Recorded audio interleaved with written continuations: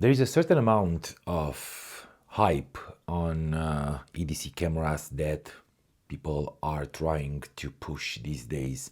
And I'm not sure if that's paid by the companies or it just happened. But nonetheless, today I'm going to tell you a few things about an old camera that has been released 9 years ago, actually. And it's still a great deal, a great camera that you can use in 2025 for all your everyday carry needs, including street photography and just having a device that can provide amazing images in your pocket.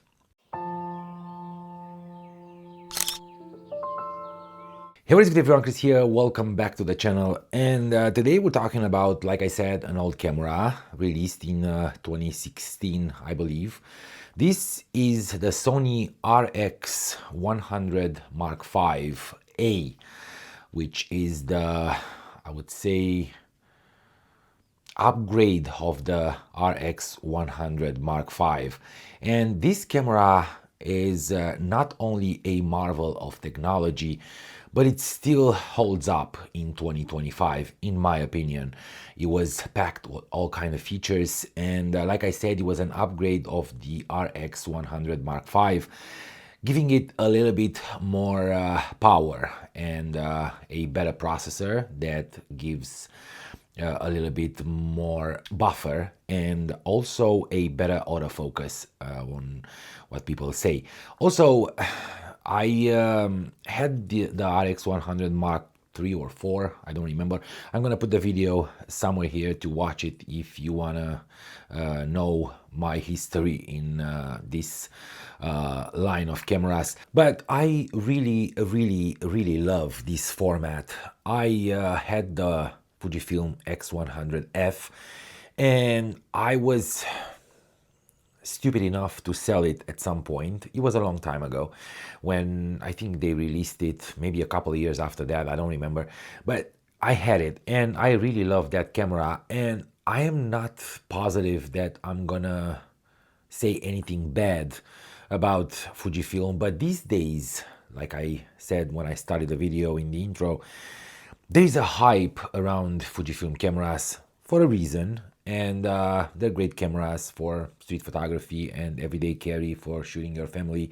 They have beautiful colors straight out of the camera, so you can straight up shooting JPEGs and be happy with it.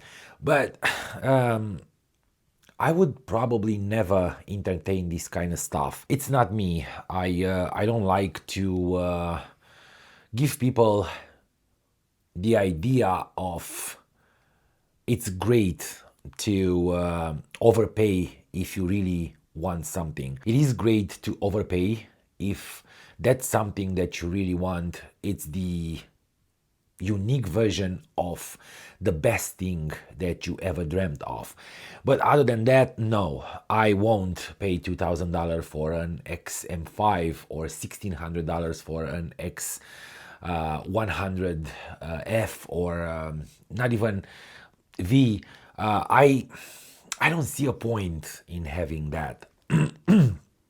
Sorry for that. So to me, if I'm able to get something cheaper, something that will suit my needs and provide for me what I need, I will go for it. And I believe that this RX100 would definitely be on top of my list of the cameras that can help me with what I want to do. Now, let me tell you a few things fast, and I already said this camera is future packed for 2016. It was a marvel of technology at that time, and I believe that still is if you consider the 9 years that passed. It has a 20 megapixel sensor that can shoot 24 frames per second in continuous shooting. Basically, you're shooting video while shooting photo. It also shoots 4K 30 on a limitation of 5 minutes because being that small, this camera will overheat, and Sony knew that, so they put a limit on the video, only 5 minutes, which helps if you are into shooting street photography and you want to capture a minute or two of the scene that you were trying to convey and photograph. That's great for it. It's great for B-roll, not great for doing long videos like this or shooting films and cinematography on it, though it does have features that can help you with, like the log profile. So if you have a Sony cinema camera that can, shoot full films, this one can be used as, let's say, a B-roll camera from some parts, because it shoots in S-Log and it's easy for you to definitely match the footage and the color grading. Other than that, this camera has a flip up screen, so it helps when you're shooting street photography. This screen goes 45 degrees down and 90 degrees up, or 180 degrees up, depending on how you see things, and that is very helpful. It also gets 90 degrees vertically, actually more than that, because it goes all the way up and flips forward. So this one is great for street photography when you're shooting from around the hip, or if you want to shoot down and not get attention on you on the street. It has a 24-70 equivalent in full frame lens that is 1.8 to 2.8, and there is a conversation about that. The new iterations, the 6 and the 7, they have the new lens, the 24-200, I believe it is, but that one is 2.8 to 3.9 or 1.8 to 4.9, something like that. So not that bright aperture. This one is not a beast in low light, but it definitely helps to have a 1.8 to 2.8 aperture, especially if you're shooting wide at 24 millimeters. You will be down to 1.8, which brings a lot of light to the sensor. And because we're talking about the sensor, this is a 1-inch sensor, not a Micro Four Thirds, not an APS-C. It's a small sensor and it needs a lot of light. So the 1.8 to 2.8 is definitely a great addition. And in my opinion, Sony made a mistake of switching this lens for the new one, the 24-200. That gives you a little bit more range, a little bit more focal length, but this one gives you what this camera should be used for: a bright aperture, a perfect lens in terms of focal length. 24-70 is a great lens for shooting wide stuff like landscapes to all the way to portraits, and even small action like backyard kids playing. It's great for that. We're not going to talk about the crop of the 1-inch. I think it's 2.7 or something like that.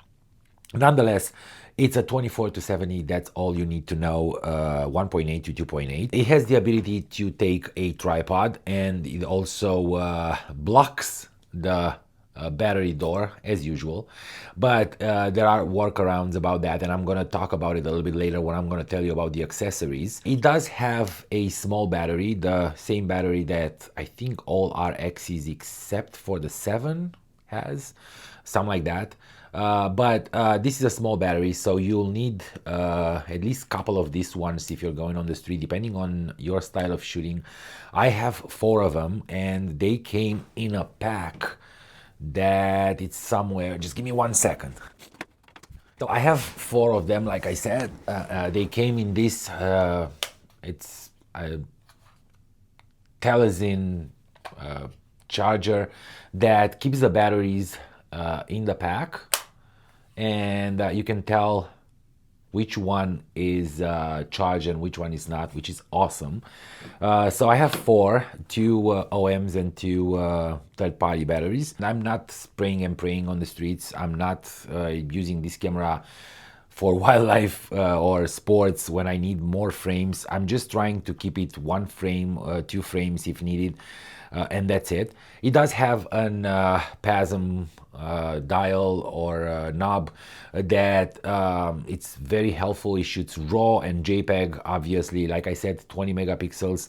This camera has an ND filter. I think it's a 3-stop or 5-stop ND filter built in. So if you're shooting video in bright light, that is very, very helpful. If you need a filter, you probably need to stick an adapter right here and then be able to thread the filter in. The way this camera feels in hand, it's kind of weird. It doesn't have any kind of grip here, and again, we're going to talk a little bit later about that.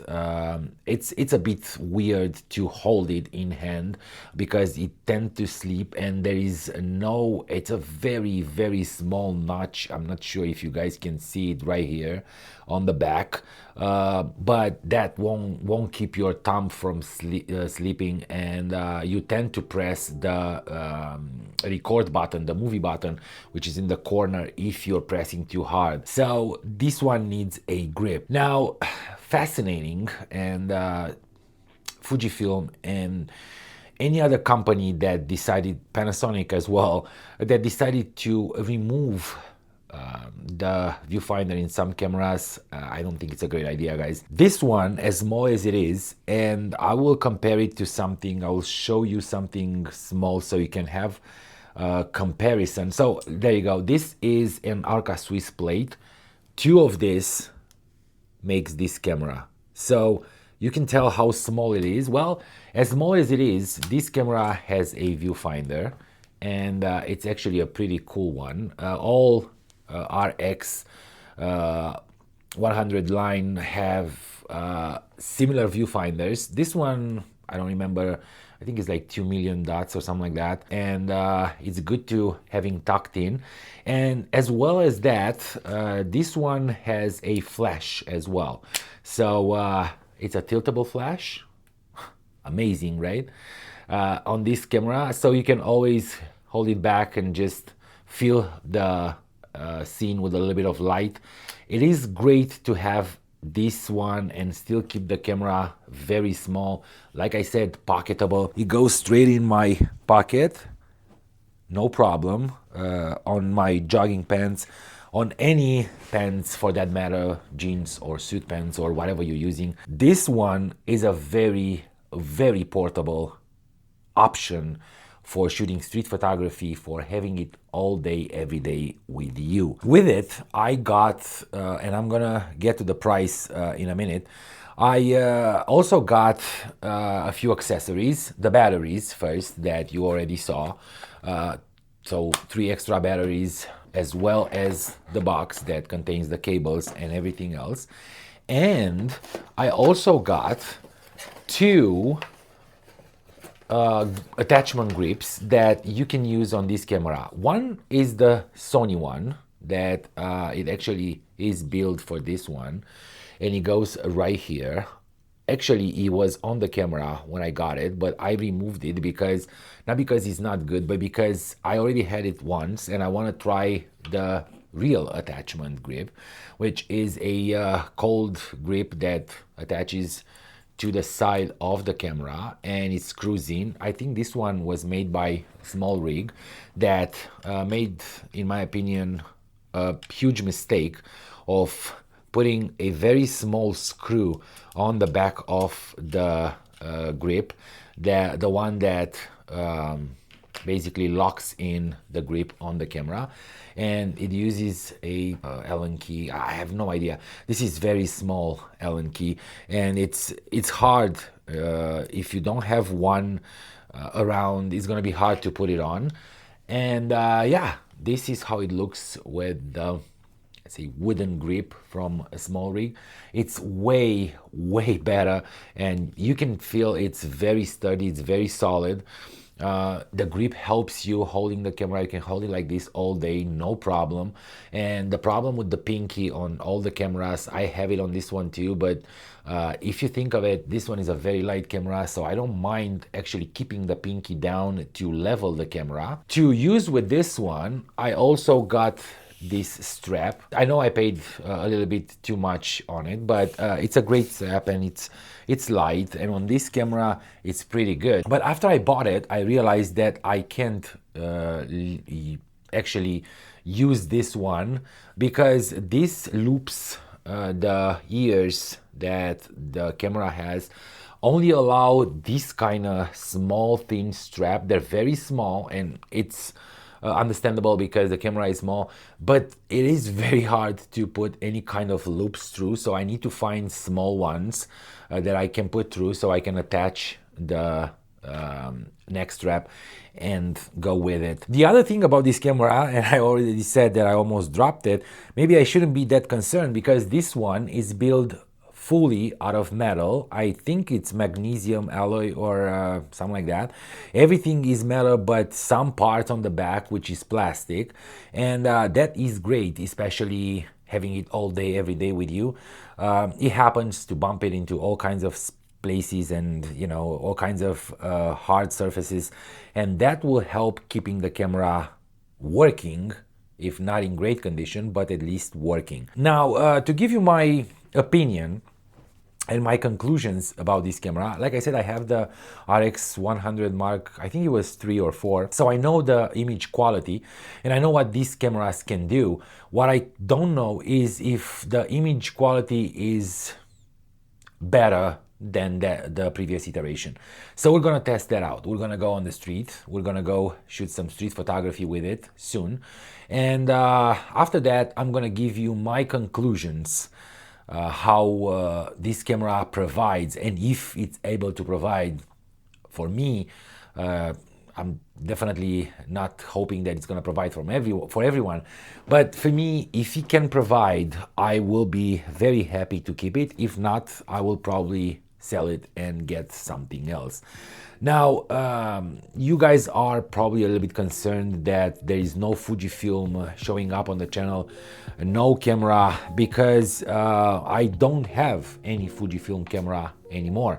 And I am hoping that Fujifilm is gonna somehow rectify the error that they did in not being able to provide enough units for the cameras, the XM5, the XE4 even, the X100 Mark 6, and hopefully they're gonna come up with more units and we'll be able to buy more, because I want a Fujifilm camera in my setup. You know me, I love Fujifilm. I just don't agree with what happens right now, and I am pissed, literally, that Fujifilm creates this, I would say, drama and unfriendly budget reaping, because people are forced to pay thousands of dollars for cameras that cost under 2,000, and that is not good. And I hope that soon they're gonna be able to produce more units or deliver more units, because we will never know if they can produce, and well, maybe it's just a hype that they're trying to keep up so people are always be interested in their product. Nonetheless, I don't think it's a great marketing for them, and I'm not gonna go with that. I don't approve that kind of stuff. That's me these days. I don't want to buy in any fan base of any brand. I want to find something for myself, something that can provide the image quality that I need, and the ergonomics and everything that will suit my needs when I am out and about photographing either people or animals, birds, wildlife. That's it. That's all I have for you guys. Thank you so much for watching, and if you enjoyed this one, maybe you should watch this video next.